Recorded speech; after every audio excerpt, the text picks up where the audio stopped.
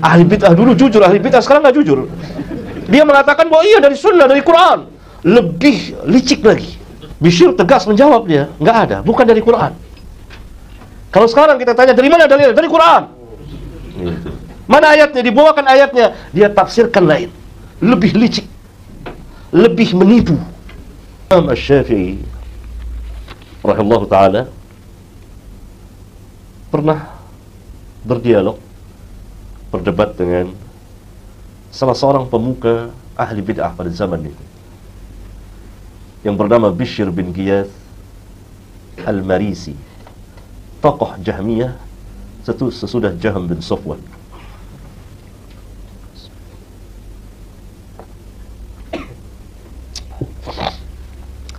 Bishr pahamnya menghilangkan nama, sifat dan sifat-sifat Allah. Bukan hanya sifat, nama pun dihilangkan. Pahamnya lagi bahwa dia mengatakan Allah ada di mana-mana, Quran itu makhluk dan seterusnya banyak sekali. Tetapi orang ini sangat mengidolakan Asy-Syafi'i, mungkin dalam masalah fikihnya. Adapun ibu dari orang ini manhajnya bagus, dan dia merasa kecewa dan kasihan kepada anaknya ini karena dimusuhi oleh manusia. Karena pada zaman itu semua orang bermanhaj dengan manhaj salaf. Kalau yang tidak bermanhaj salaf, ketahuan dia. Itu yang dimusuhi. Beda dengan zaman kita, terbalik. Kita bermanhaj dengan manhaj yang hak, dimusuhi. Dahulu tidak. Yang bermanhaj dengan manhaj yang batil itu yang dimusuhi. Karena semuanya seperti itu. Zaman berubah. Islam sudah sampai pada kegoribannya, keasingannya. Orang yang berpegang dengan agamanya seperti menggenggam bara api. Kata Syafi'i, ibunya minta coba dinasehati anak ini. Syafi'i baik. Lalu bertemulah dua orang ini, Ahlus Sunnah dengan ahli bid'ah ini. Syafi'i bertanya 3 perkara yang ada pada dia. Apakah pahammu ini ada dasar dari Al-Quran? Mana dalil dari Al-Quran? Bishr menjawab, tidak ada. Tidak ada dari Al-Quran. Yang kedua, pertanyaan kedua, dari sunnah? Tidak ada. Tidak juga. Dari salaf? Tadi. Tidak cukup Al-Quran dan sunnah. Dari salaf ada? Siapa yang dimaksud salaf oleh Asy-Syafi'i? Tentunya gurunya, Al-Imam Malik, tabi'ut tabi'in besar. Imam Malik tabi'ut tabi'in besar. Imam Syafi'i tabi'ut tabi'in kecil. Sebagian ulama mengatakan dia tidak termasuk atba'ut tabi'in karena dia lahir tahun 150 Hijriah. Saat itu menurut pemeriksaan sebagian ulama tidak ada seorang pun tabi'in. Walhasil ulama berselisih apakah Syafi'i masuk ke tingkatan yang akhir dari tabi'ut tabi'in atau tidak. Tapi Syafi'i bertanya, adakah kaum salaf mengatakan seperti yang kau katakan? Jawab Bishr, tidak. Dari mana? Dari sini.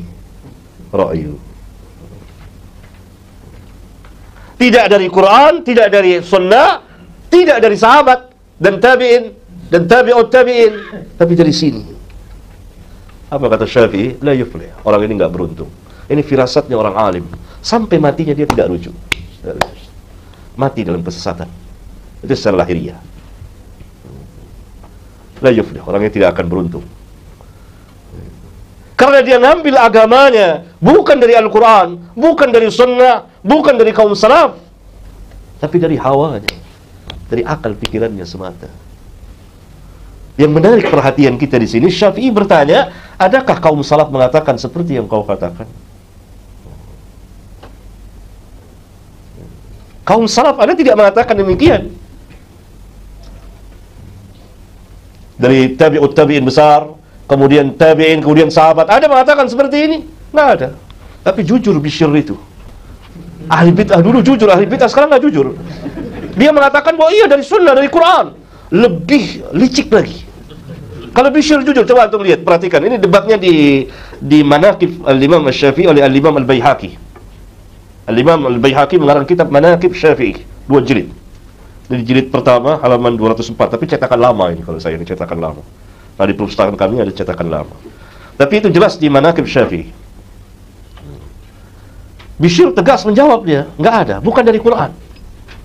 Kalau sekarang kita tanya dari mana dalilnya? Dari Quran. Mana ayatnya? Dibawakan ayatnya, dia tafsirkan lain, lebih licik, lebih menipu. Karena orang bilang, oh dari Quran ini. Ya? Kan ada semacam zikir berjamaah dikomandoi, dipimpin. Pimpin.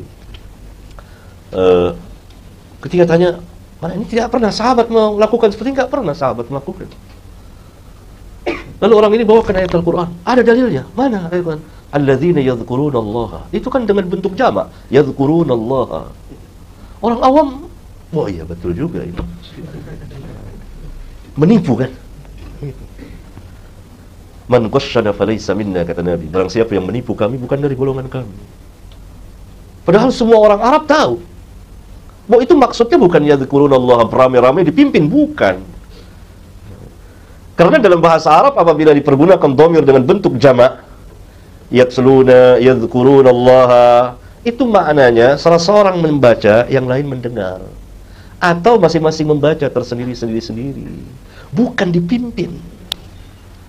Karena itu kita lihat dalam hadis sahih yang dikeluarkan oleh Imam Muslim, Rasulullah SAW pernah bersabda, majtama'a qaumun fi baitin min buyutillah yatsluna kitab Allah wa yatadarasunahu bainahum illa nazalat alaihimus sakinah wa ghashiyatuhumur rahmah wa haffathumul malaikah.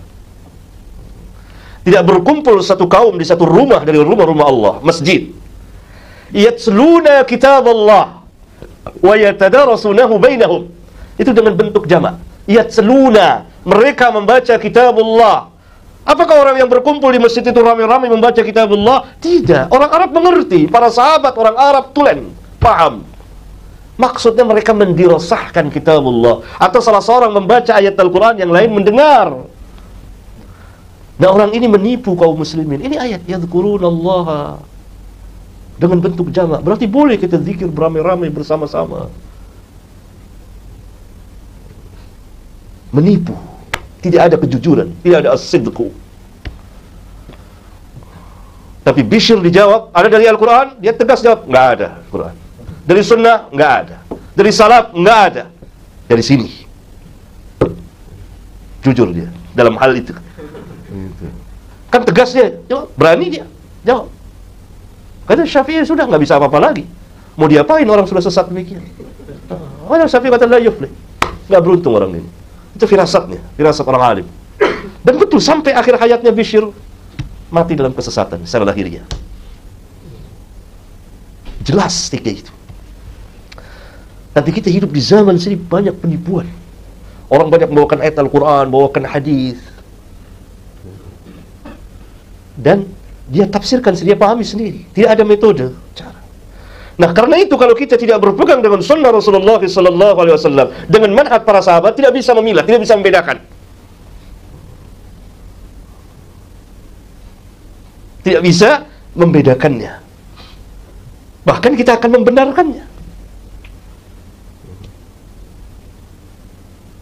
Oleh karena itu, ikhwan sekalian, maka pembahasan kita kali ini, walaupun hanya sedikit, untuk menyongsong masa depan umat Islam, maka kita harus kembali kepada manhaj yang hak,